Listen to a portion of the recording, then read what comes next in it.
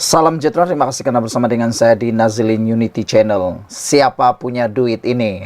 Itu pertanyaan paling mantap, paling manang pada petang ini. Siapa punya duit 5 juta ringgit yang telah pun diserbu oleh SPRM sebentar tadi? Wah, ini pasti luar biasa. Duit yang diserbu ini bukan uang yang sedikit. 5 juta ringgit, uang rasuah. Ini duit rasuah. Boleh kata ini duit milik rakyat. Sepatutnya duit ini untuk pembangunan rakyat.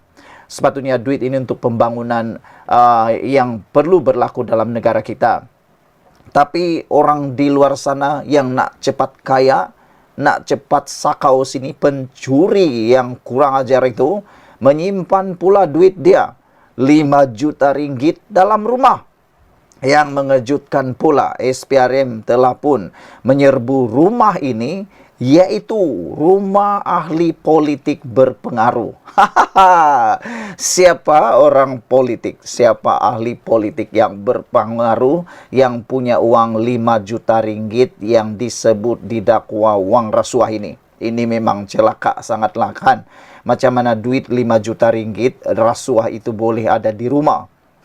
Memang sesuailah dipanggil celaka. Sebab uang itu adalah uang sepatutnya untuk pembangunan kita. Uang untuk membantu rakyat miskin. Uang untuk membantu rakyat-rakyat yang ada di luar ini. Yang perlukan pembangunan, yang perlukan pembelaan daripada ahli politik. Sepatutnya ahli politik membela rakyat. Bukan tukang curi duit, bukan tukang makan duit, bukan tukang minta duit. Dan kali ini bukan pula tempat untuk menyimpan duit. Saudara ikutkan rancangan ini. Ikuti terus pendedahan ini, sebab pendedahannya luar biasa.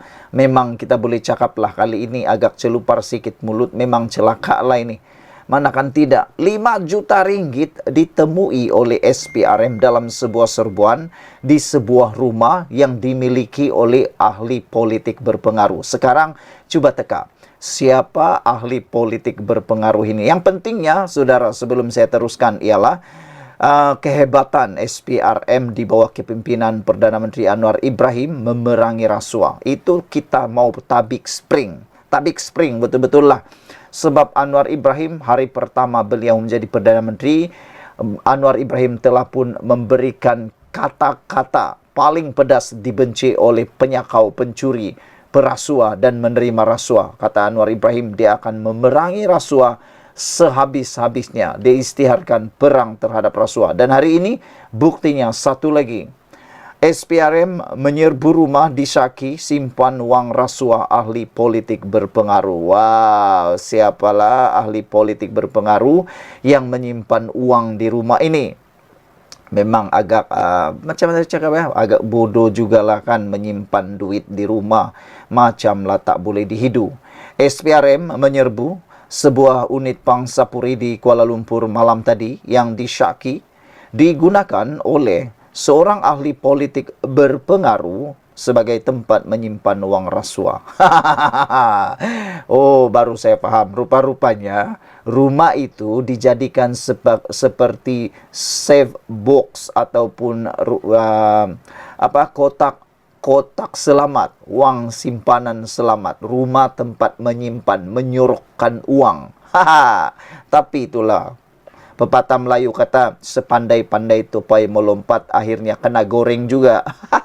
Kali ini digorenglah juga orang ini. Kita bersyukurlah sebab akhirnya ditemui uang itu. Cuba menyembunyikanlah ahli politik berpengaruh nih.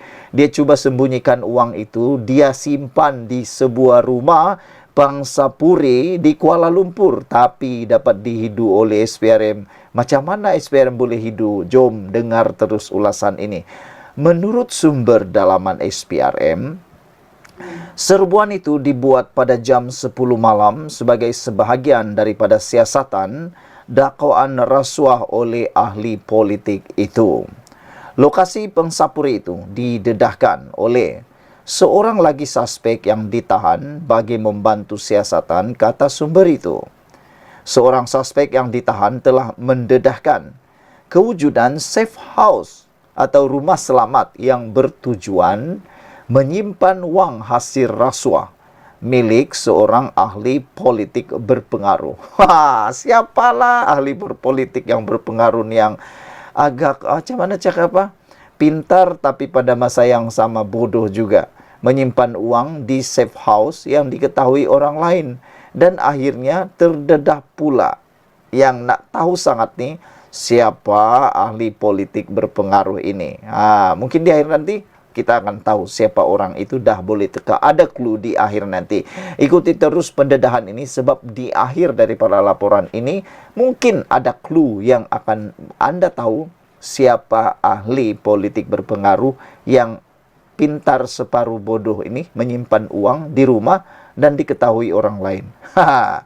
Hasil penggeledahan telah menemui sejumlah wang mata wang Singapura berjumlah kira-kira Singapura dolar 1,529 juta atau 1.529.000 Singapura dolar atau kira-kira 5 juta ringgit Malaysia. Wang itu disimpan bertujuan untuk kegunaan ahli politik berkenan bagi aktiviti politiknya. Wang itu telah disita oleh SPRM bagi siasatan lanjut, katanya, kepada Malaysia kini. Menurut beberapa sumber, siasatan awal menunjukkan unit itu disewa oleh seorang ahli perniagaan untuk menyimpan wang bagi pihak ahli politik itu. Nah, soalan kedua ialah, siapa ahli perniagaan yang menjadi kambing hitam ini atau jadi proksi, tukang simpan duit? Ini betul-betul disangka pandai, disangka bijak, tapi rupa-rupanya separuh bodoh. Malaysia kini telah menghubungi Ketua Pesuruhjaya SPRM Azam Baki bagi meminta pengesahan dan maklum balas berkenaan perkara ini. Difahamkan SPRM juga menyiasat ahli politik berkenan berkaitan skandal rasuah berjuta-juta ringgit yang didakwa berhubung konsesi perlembungan pasir di bawah anak syarikat cabang pelaburan negeri itu. Negeri itu di mana ini?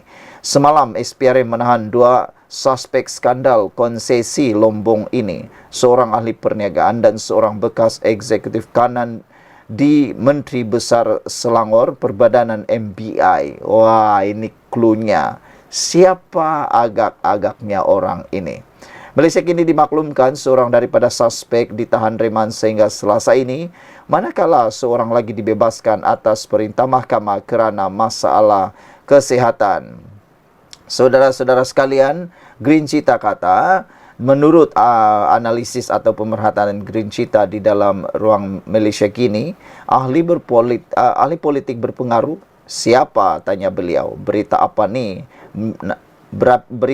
ni nak bagi tahu satu Malaysia kes rasuah, tetapi tak bagi tahu siapa orang berpengaruh ni. Orang dalam Malaysia ni ramai politikan, ramai ahli politik yang patut disiasat kena kes rasuah.